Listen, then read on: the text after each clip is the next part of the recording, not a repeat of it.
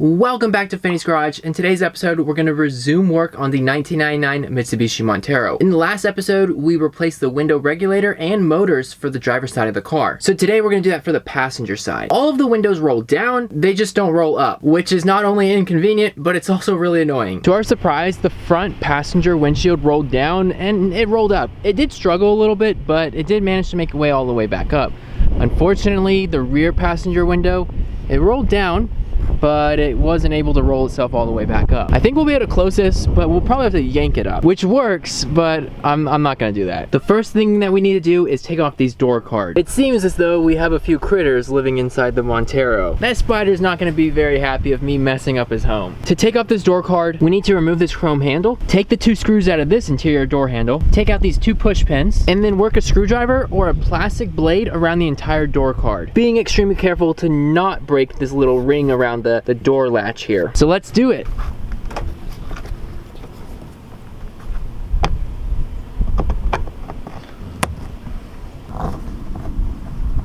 I've been told by a lot of people that these things are nearly impossible to find. I know you can buy them aftermarket, but they're never the same color. So I don't want to mess them up. I guess a screwdriver is probably not the best thing to use for this, but I think it'll work. I would recommend probably using a plastic like wedge tool.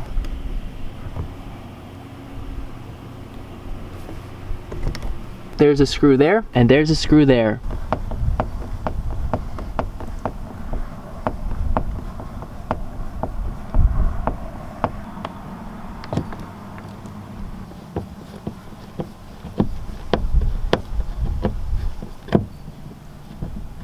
If you're doing this yourself, the first thing that you're going to probably do is want to take off this handle after taking out those two screws. But don't do that. While these screws do hold the door card to the inner sheet metal of the door, this handle also uses pressure to secure itself to the door card. So by removing the handle, you'll mess up the bond between the handle and the door card. We've got these two push pins to take out, and honestly, this looks original just by how sun faded it is. And I think that's actually not holding anything in. It sounds like it's broken. This one, on the other hand, that one's in there. If we break it, we break it. I think I can just buy another one of these at the store. Oh, but it actually came out relatively easy. Is this one actually holding anything in? Or is it just sitting in here for decoration? I guess it's broken. It's actually broken. But it looks like we may just put it back in there for decoration. No, I'm just kidding. But we'll actually replace it with one that looks fitting for the color of this door card. We just need to be mindful that whenever we take the door card off, we need to unplug the switch handles and the door light. The speaker housing isn't in the way, but I have a feeling it's going to cause us some issues. So I'm going to go ahead and just pop it off. Fingers under there and popping it off. The reason why the top of the door card is the most difficult to get loose is because it's not being held on by push pins. There's metal clips similar to the ones that hold on the plastic trim on the inside of the car. And they all sit along the lines here. I think there's like 4 or 5 of them, and they like fit themselves around where the window meets the metal of the interior door panel.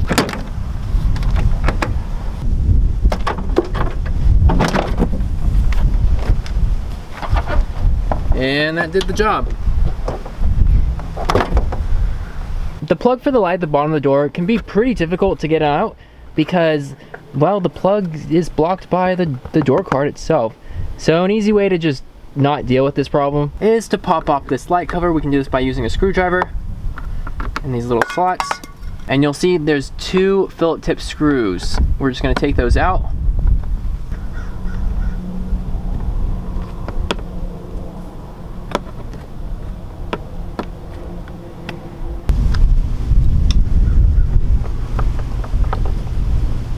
We can remove the light, and now we have access to unplug it.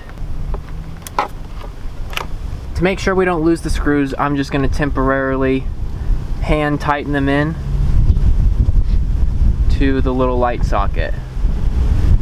Because one wrong step, and if we hit this thing into the grass, we'll probably never see these screws again. The door card is done, but we don't want to get rid of it just yet because we're going to need the switch panel to test whether the window rolls up or down. This is the tab to the faceplate of the window switch that you see on the inside of the car. Unfortunately, you can't just push this in and push the whole window switch out to pull it out. There's a screw holding the window switch to the door card itself, so we'll need to remove that.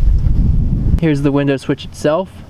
Pretty grimy and gross looking. That's disgusting. We'll have to clean that up. And then we have the faceplate that we should be able to just pop out without breaking. And there we go, we got it. I've seen a few of these like faceplates and things on Instagram and on Facebook on people's Monteros, and they're always like cracked or broken. I've always wondered, how does that happen? But I would think maybe if it's like exposed to the extreme heat or like varying temperatures, that it would crack like that. This door panel is done, and now we have to do the actual window regulator and motor. This bracket's in the way, so we're gonna go ahead and remove it.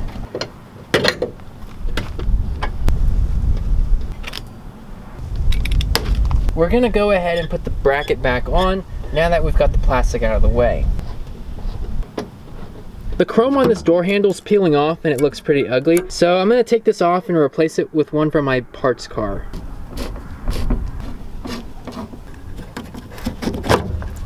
I distinctly remember taking off a chrome interior door handle from my parts car and putting it somewhere in my parts selection in the garage.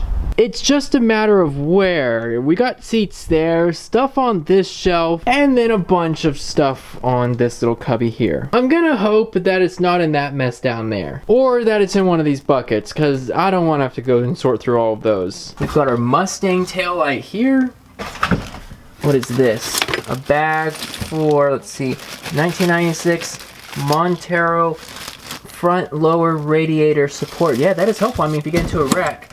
Let's see, door handle piece, engine thing. Ooh, what is this?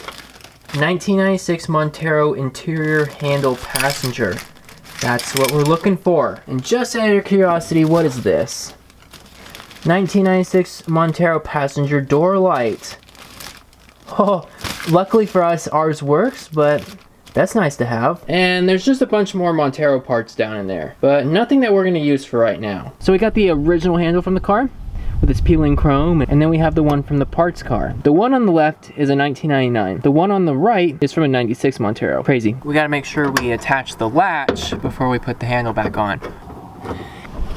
Whenever we pull on this handle, the door makes a lot of noise, and that's because whenever we took off the plastic sheeting had like a little foam sponge behind this, which would prevent this rod from tapping the interior door panel. We'll take care of that whenever we put the plastic sheeting back on this door. As we roll the window down, you'll see 2 screws or bolts pop out right here, and that's gonna be for the window. So we're just gonna roll it down.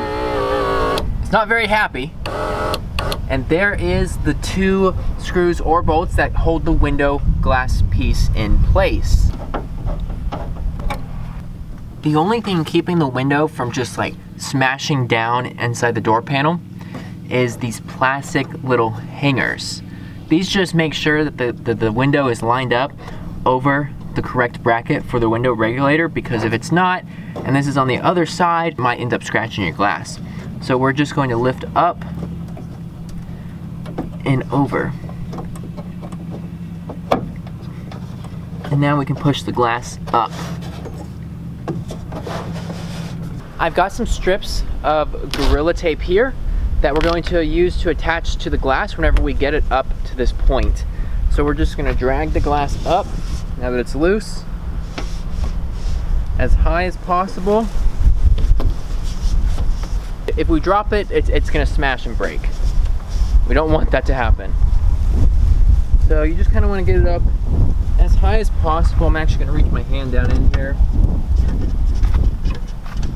and push this up all the way. And we're going to use the tape.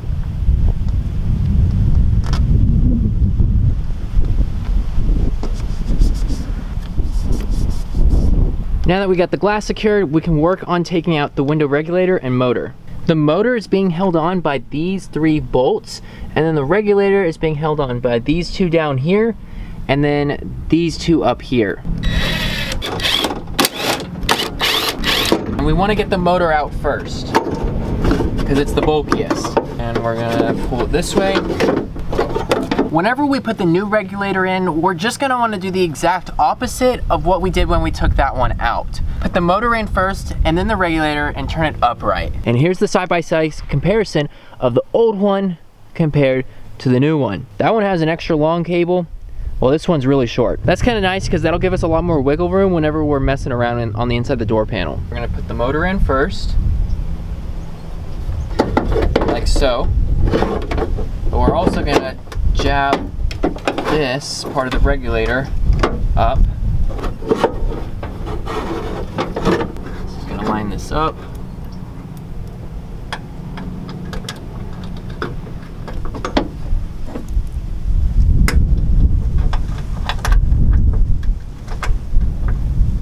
The holes make it a whole lot easier because you just line it up with the studs. Attach the bottom of the regulator to the door panel. We're gonna have 3 leftover bolts, which you can use for whatever you want, and that's because for the motor, we did not need them because it provided us with some hardware already. We're gonna go ahead and tighten up all these bolts. Before we take the glass off and lower it down and reattach it, I wanna make sure that this actually functions. I think we have an issue because whenever you roll the window down, it goes up. And when you roll the window up, it goes down. This is an issue of reverse polarity. So what we're gonna do is I'm gonna take out everything that we've just installed so I can try to figure out why it's doing the thing that it's doing. The issue is how the motor was manufactured. So on this plug you have red and green, and red is on the bottom and green is on the top. But on this one, you have red on the bottom and blue on top. We have red and red going together. So on the original motor, green goes on the bottom, red goes on top. Because they, you know, red is supposed to be on the opposite of red instead of red together. So blue goes in the big one.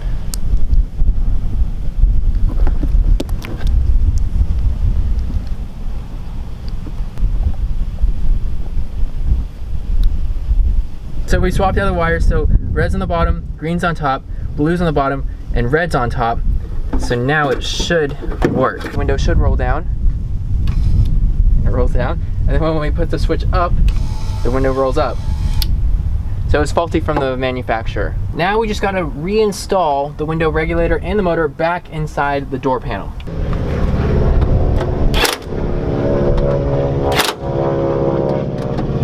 So we're gonna take the tape off the glass. We're just gonna kind of like shimmy it back and forth. And the glass will start to go down. And we wanna make sure we get these plastic things on the other side of this bracket. Just gonna take it down. And it's on there.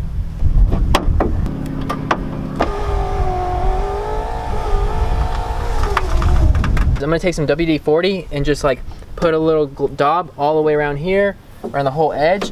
That way it'll lubricate the rubber itself, because this window hasn't really rolled up or down in a long time. So that should help clear things up and make it move a whole lot freer. A common problem I've seen on these Monteros is that the dome light between the driver and the passenger, the lens part is usually melted. And that's because people leave their doors open for too long and the bulb gets really hot and it just melts that lens. And then plop this on. Plug in this light. Now that we've got the light plugged in, we're gonna plug in the door switch. We're gonna go ahead and pat it down.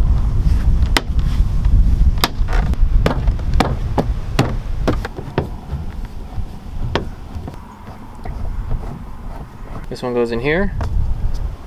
And this one goes right there. They're actually directional. I thought they were just flat, but they're not. The last thing that we have to do is install this faceplate along with its screw. And just like that, we got the window regulators and motors installed on the front passenger side and the back passenger side. We're just gonna test if they both do roll up and let's roll it down. Rolls down pretty good. And let's roll it up. It's struggling a little bit, but I think it just needs a little bit of grease around those seals. Let's see if this one goes down and up. All right, it's going down. Ooh, it's not very happy. But I think that has to do with the fact that the seals are just kind of sticking a little bit. The removal of the old window regulators and motors and with the replacement of the new ones only took a couple of hours, which is a lot faster than the driver's side, because whenever I did that, it took me more than a day to do it, and it was probably because it was my first time doing it. But thank you guys for watching the video, and until next time, I will see you later. Have an amazing day.